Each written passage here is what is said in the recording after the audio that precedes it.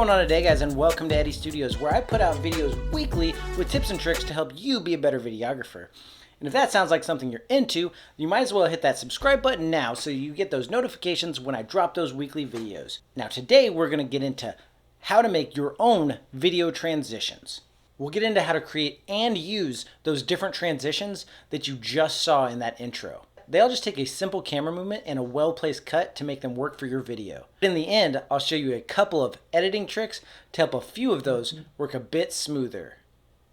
More smooth. Either way, let's get into it. First, I want to talk about what a transition is and why we're going to use them. A transition is a simple way to take one shot to the next shot. There's different transitions in every video editing software that's going to allow you to do that with just a drag and drop. They don't always look the smoothest, and you can adjust different aspects about them to make them look better. We've all seen them. You got like your star transition, iris transition, zoom. You got all these transitions that you can use in your editing software. Most of them make it look like you're trying to put on a PowerPoint slideshow. We don't really want that when we're trying to be cinematographers. What I like to do is plan out every shot with what I'm going to do to start the shot and what I'm going to do to finish the shot. And in the middle, where my framing is going to be. You don't want to just throw transitions in to throw transitions in. Sometimes a shot does not make sense for a transition, and sometimes a simple cut's going to work perfectly.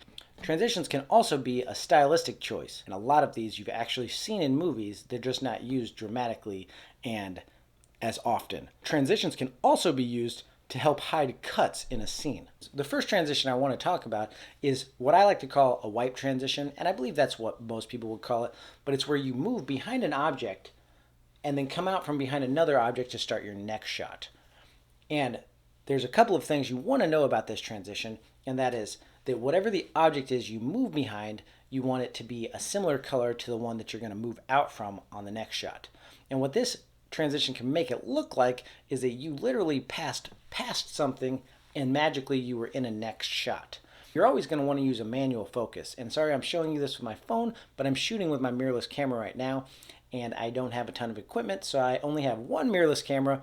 I have my Pocket 2, I have different drones, and I have my phone. I digress. The first thing that you want to do is know your framing of where you want your shot to be before and after your transition. So in the shot that you're coming out from behind, before you make that movement, you need to catch the framing you want, and you need to catch your focus and lock your focus, because the important part's not the transition. The important part is your shot of your subject. For this wipe transition, you'll want to go behind an object to the point where you can either get it to go black or that object's going to match color of the object you're going to come out from behind on your next shot. Hey, Dad!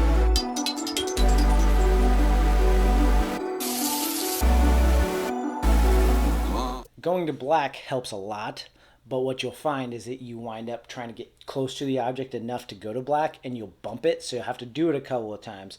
I've several times accidentally bumped the object, and that's fine. Also, if you're back too far, you can sometimes punch in post to make it so that that object actually covers up the view of your camera. Whatever way you're moving in your first shot, you want to be moving the same way in your second shot. And if you have a subject that's moving, say, through a doorway, you want to move with them through the doorway, and then you want to move with them again. Don't move so that they're passing you. It will jar your audience if you move the wrong direction. Let's go to my next transition, which I really like to do a lot, and that's a whip transition. Now you can do this in any direction pretty much. So you could whip up to whip up from your next spot. You could whip to the side. What you don't want to do with this transition is do it too fast, because if you're whipping too fast to come out and you can't catch your focus and your framing that you planned, then it's going to be ruined. So you can always speed it up in post, which is one of the tips I'm going to show you how to do at the very end here. But what you can do is, for the beginning, you take your shot and you can film whatever you want. So you're filming your subject, and at the very end of whatever that action is, you whip it. You either whip it to the side or whip it up, whatever you want to do. Remember the direction you whipped it in, because your next shot you're going to want to whip it from that same direction.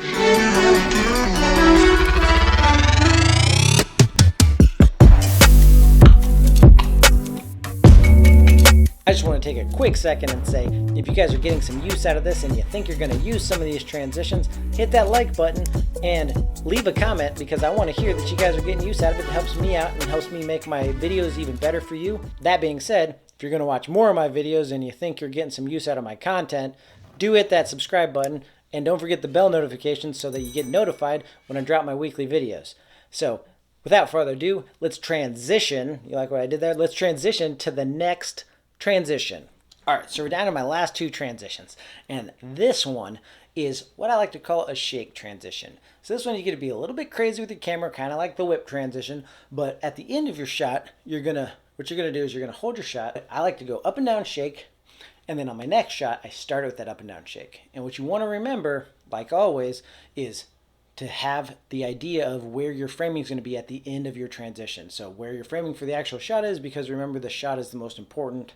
The transition is just an addition to take you from one shot to the next. Now, the shake transition seems a little bit more like one of those transitions you would just plug in from your computer. So you kind of want to be easy where you use it. And yes, it's like a stylized thing, so feel free to use it whenever you want.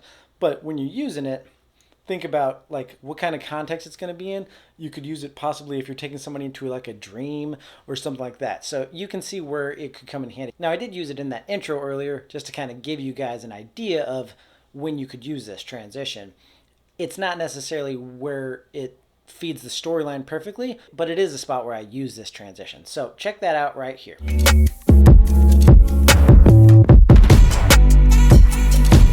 All right, and for this last and final transition, I'm going to talk about one that I like to use in some shots. I did not use it in this one earlier, but I do have a clip of the time that I did use it, which was, I call it a roll transition, where at the end of your shot, you're going to roll your camera.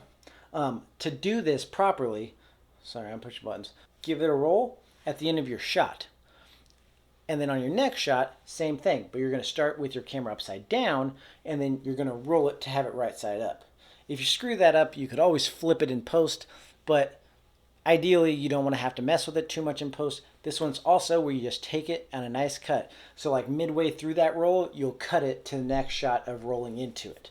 So I'll show you where I used it, and you'll kind of give an idea of how you can use it on this spray paint B-roll that I did for a local spray paint artist.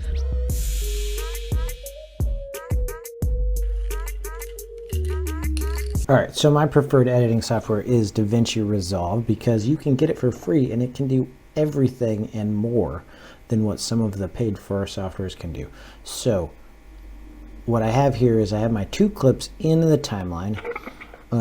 This was my first clip from my intro, and then that second clip from the intro. And I could leave it like this and it'll play through just fine.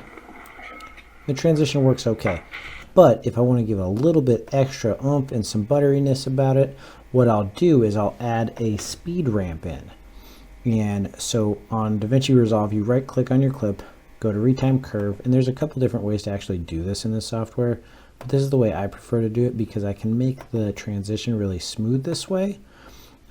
So I'll go ahead and I add my point here, and then I'm going to just up it to like 150%. That's what I'm going to do with this. And I'm actually going to move this to after she says, "Hey Dad," because it'll sound weird if it speeds up when she says, "Hey Dad." So I'm going to go ahead and add a curve to it, and then you can adjust your curve so you can make it however long you want it. So I'm going to go ahead and test this out real quick. Hey Dad. Alright, so it starts to move a little faster there, and I might be able to up that to 200%. We'll see, I might do it. Let's get this other clip ready for it too. So we're going to speed ramp out on this next clip, and I'm going to again go down here and select retime speed, and then I'm going to get rid of this retime frame because I don't like using that one. And right when her head comes through is where I'm going to add my little speed point, and add my speed point there. And we'll up this. I'm going to go ahead and take this up to, we'll go 180. Let's do it like that. I'll take this previous one up to 180 also ish. It doesn't have to be exact. And you can play with the different speeds until it turns out to feel how you want it to feel. And that's got too much of a long curve on it, I feel, in comparison to my other one. So let's try it out.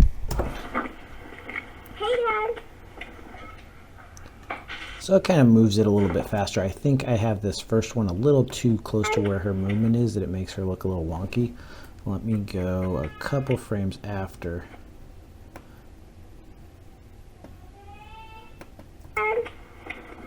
There we go. And basically the speed ramp is really what I wanted to show you in here, and it works for all these transitions. So we'll slap our other transition down into the timeline. Let me just delete these two. And I'm gonna come over here first and see where my moment is. And on these ones, so on the whip transition, which is the one I'm messing with here, so this is my whip up, what I want is the most motion blur. Like that has so much motion blur, it's perfect. So I want to put my frame here, and then I'm going to butt them together. And I could add a speed ramp here, but for the sake of keeping this short, I'm just going to show you kind of, that's me showing you where I put those cuts. So you're going to want to put the motion blur is your key thing to cut at when you're doing the whip transition. So let's see. So see how that kind of had some pause on the second one? This one needs a speed ramp in, and in my final product I did add a speed ramp. And my speed ramp on this one would go until she grabs that. So right about there is where I would probably put that. I'm not going to do it now. Let's go ahead and wrap this up. Hope you guys learned something today, and I hope you get out there and use some of these in-camera transitions in your next video.